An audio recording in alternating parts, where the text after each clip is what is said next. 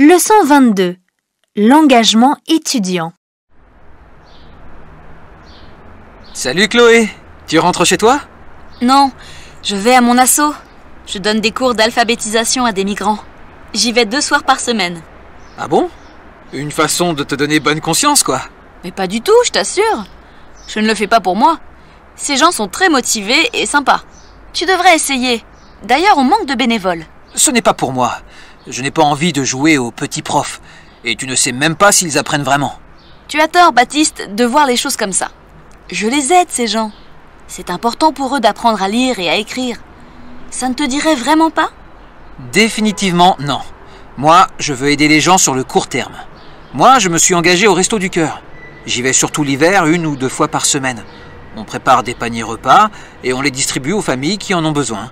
Au moins, c'est du concret. Et je suis utile. Je vois. C'est bien aussi ce que tu fais. Bon alors, je reviens à ma question. Tu n'aurais pas une idée pour trouver des bénévoles? Toi, tu as vraiment de la suite dans les idées. Tu devrais peut-être voir avec le groupe Action Solidaire de la fac. Ils recensent des étudiants prêts à aider des gens dans le besoin. Ils font des choses super. L'hiver dernier, ils avaient obtenu des tentes et des sacs de couchage pour des sans-abri. Va les voir. Ils sont au bureau 113. Je suis presque sûr qu'ils pourront te proposer des étudiants volontaires. Merci Baptiste, j'y passerai dans la semaine. Je file, je ne voudrais pas être en retard. Tu as raison. Le prof doit toujours donner le bon exemple. Bon cours.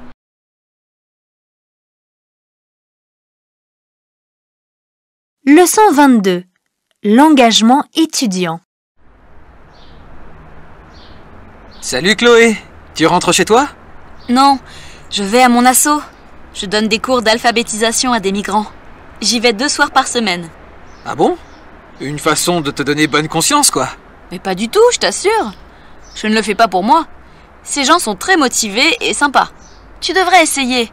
D'ailleurs, on manque de bénévoles. Ce n'est pas pour moi. Je n'ai pas envie de jouer aux petits profs. Et tu ne sais même pas s'ils apprennent vraiment. Tu as tort, Baptiste, de voir les choses comme ça. Je les aide, ces gens. C'est important pour eux d'apprendre à lire et à écrire. Ça ne te dirait vraiment pas? Définitivement non. Moi, je veux aider les gens sur le court terme. Moi, je me suis engagé au Resto du Cœur. J'y vais surtout l'hiver 1 ou 2 fois par semaine. On prépare des paniers repas et on les distribue aux familles qui en ont besoin. Au moins, c'est du concret. Et je suis utile. Je vois. C'est bien aussi ce que tu fais. Bon alors, je reviens à ma question.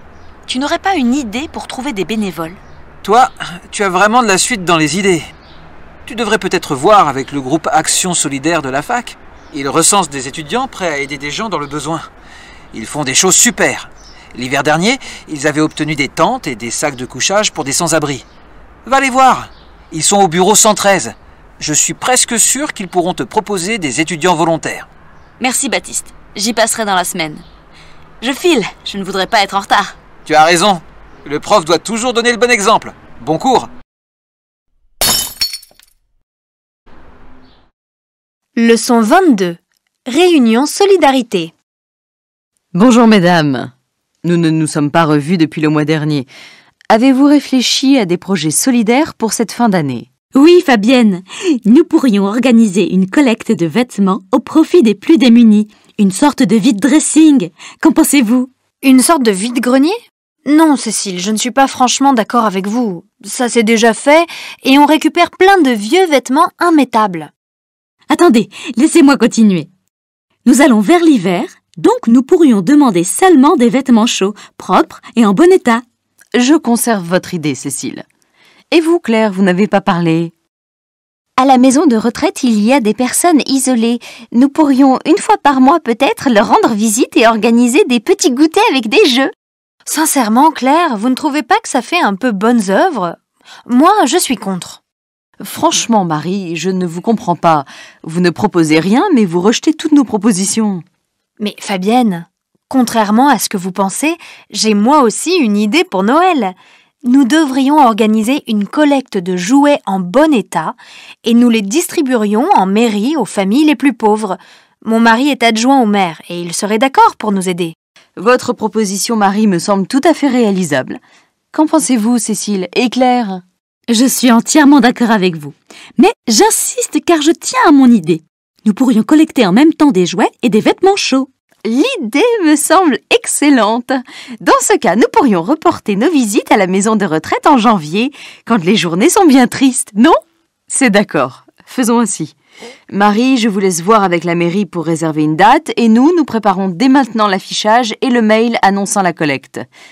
Voilà une réunion très productive. Je vous sers du thé?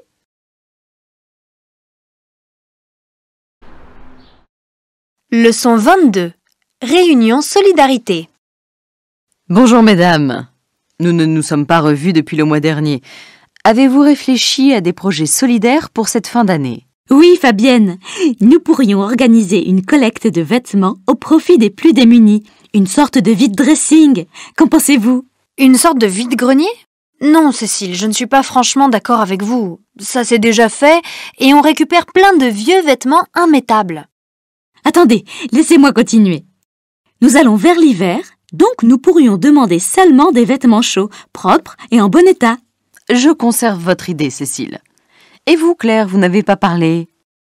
À la maison de retraite, il y a des personnes isolées. Nous pourrions, une fois par mois peut-être, leur rendre visite et organiser des petits goûters avec des jeux. Sincèrement, Claire, vous ne trouvez pas que ça fait un peu bonnes œuvres? Moi, je suis contre. Franchement, Marie, je ne vous comprends pas. Vous ne proposez rien, mais vous rejetez toutes nos propositions. Mais Fabienne, contrairement à ce que vous pensez, j'ai moi aussi une idée pour Noël. Nous devrions organiser une collecte de jouets en bon état et nous les distribuerions en mairie aux familles les plus pauvres. Mon mari est adjoint au maire et il serait d'accord pour nous aider. Votre proposition, Marie, me semble tout à fait réalisable. Qu'en pensez-vous, Cécile et Claire? Je suis entièrement d'accord avec vous. Mais j'insiste car je tiens à mon idée. Nous pourrions collecter en même temps des jouets et des vêtements chauds. L'idée me semble excellente. Dans ce cas, nous pourrions reporter nos visites à la maison de retraite en janvier, quand les journées sont bien tristes, non? C'est d'accord. Faisons ainsi. Marie, je vous laisse voir avec la mairie pour réserver une date et nous préparons dès maintenant l'affichage et le mail annonçant la collecte. Voilà une réunion très productive. Je vous sers du thé?